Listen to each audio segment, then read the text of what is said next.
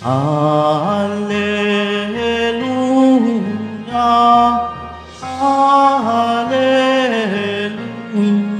Alleluia, Alleluia,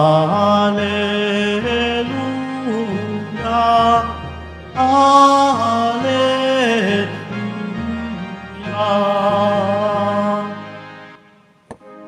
Ang sa akin nagmamahal, tutupad sa aking aral, Ama't ako'y mananahan. Alleluia, Alleluia, Alleluia, Alleluia.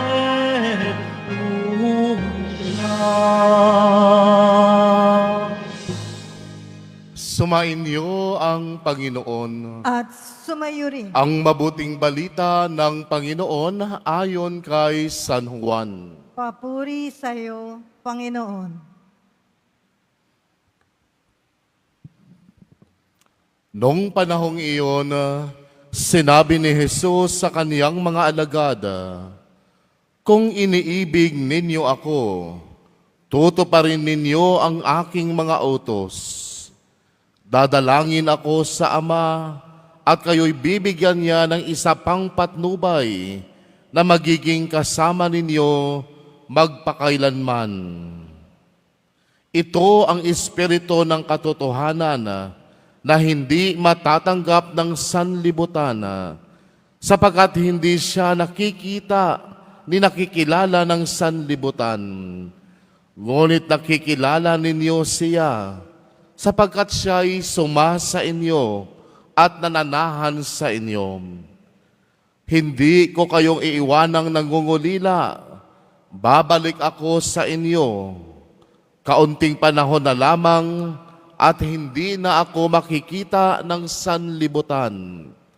Ngunit ako'y makikita ninyo, sapagkat mabubuhay ako at mabubuhay rin kayo. Malalaman ninyo sa araw na yaon na ako'y suma sa Ama at kayo'y suma sa akin at ako'y suma sa inyo. Ang tumatanggap ng mga utos ko at tumutupad nito ang siyang umiibig sa akin. Ang umiibig sa akin ay iibigin ng aking Ama. Iibigin ko rin siya at ako'y lubusang magpapakilala sa Kanya." Ang mabuting balita ng Panginoon. Pinupuri ka namin, Panginoong Heso Kristo. Magsupo muna tayong lahat. Isang mapagpalang gabi po sa ating lahat. Ngayong linggo, ito ay ang hudyat na malapit na matapos ang panahon ng Pasko ng muling pagkabuhay. Sa susunod na linggo ay ating pagdiriwang ang dakilang kapistahan ng pag-akyat ni Jesus sa langit. At sa susunod na linggo, ipagdiriwang din natin ang dakilang kapistahan ng Pentecostes. Kaya nga pinaghahandaan tayo ng ating liturhiyang Pampaskwa tungkol sa pamamaalam ng muling nabuhay na Panginoon habang inahanda ang pagdiriwang ng kanyang maluwalhating pag-akyat sa langit. Narinig natin sa Ebanghelyo ngayon ang paglalahad ng kanyang habilin, ang habilin ng pagmamahal. Sinabi ni Jesus na ang sinumang nagmamahal sa Kanya ay tutuparin niya ang kanyang mga utos. Napakasimple ang ating pagsang-ayon. Napakasimple ang ating pagsang-ayon dito. Ngunit sa totoong buhay ay parang mahirap sundin dahil maraming mga pagsubok na dumadaan sa ating buhay. Kaya minsan, pinipili ng tao ang madali kahit alam nila na mali ito sa pamantayan ng Diyos.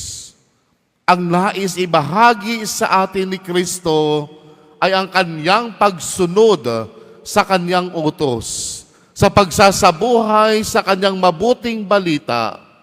Sa pagsasabuhay ng kanyang mabuting balita ay ikararangal ng Ama dahil sa pagtalima natin sa dakilang kalooban.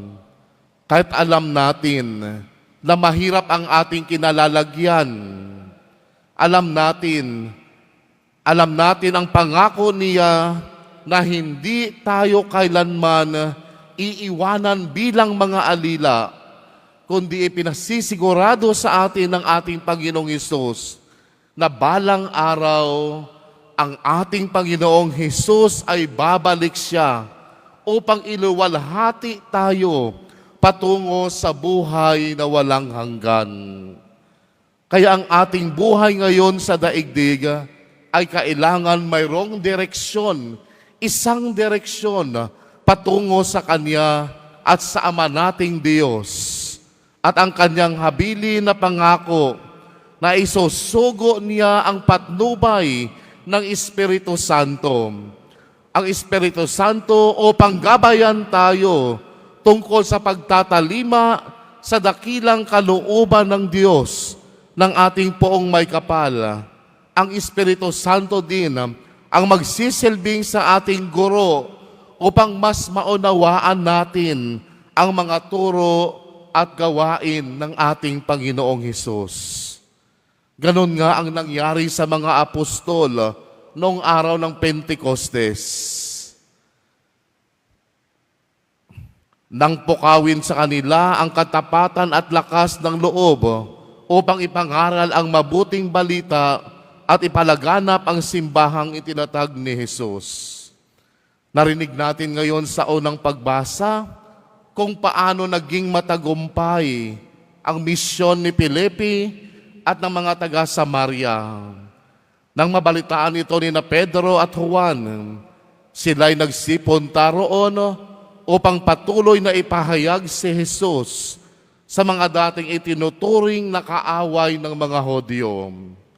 Marahil itong unang pagbasa ngayon ay bahagi din ng pag-uusig ni Saulo sa mga Kristiyano sa Jerusalem sa pagsusunod ng kanilang mga simbahan, sa pagsusunog ng kanilang simbahan. Alam natin ang nangyari sa kanyang pagtatagpo sa muling nabuhay ng Panginoon sa daan patungo Damascus. At si Saulo ay nagbagong loob na naging isang malakas na saksi ng ating Panginoon sa kapwa Hudyo at Hintil na mas kilala ngayon bilang si Pablo. Ganito naging matagumpay ang Diyos sa kanyang planong pangkaligtasan na ang kanyang anak ay mamatay sa krus at mabuhay na magmuli.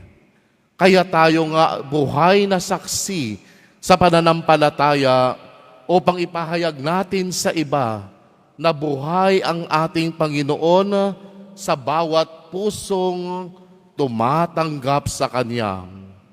Ito yung ating pagpapakita ng pagmamahal sa ating Diyos at pagtalima sa Kanyang kalooban. Tulad ng pagmamahal natin si Jesus, naway ibalik natin sa Kanya ang ating pagmamahal sa pamamagitan ng pagsasabuhay sa Kanyang mga atas. At bilang mga Kristiyano, naway ipakita natin ang pagkakilanlan natin sa kapwa sa pamamagitan ng ating pagmamahal. Tandaan natin palagi, ang tunay na pag-ibig ay banal. Hindi ito nagmumula sa atin, kundi ito ay dumadaloy mula sa Diyos patungo sa atin sa pamamagitan natin. Ang pag-ibig na ibinabahagi natin sa kapwa ay pag-ibig na itinanim sa atin ng ating Panginoon, lalong-lalo na sa ating mga puso. Amen.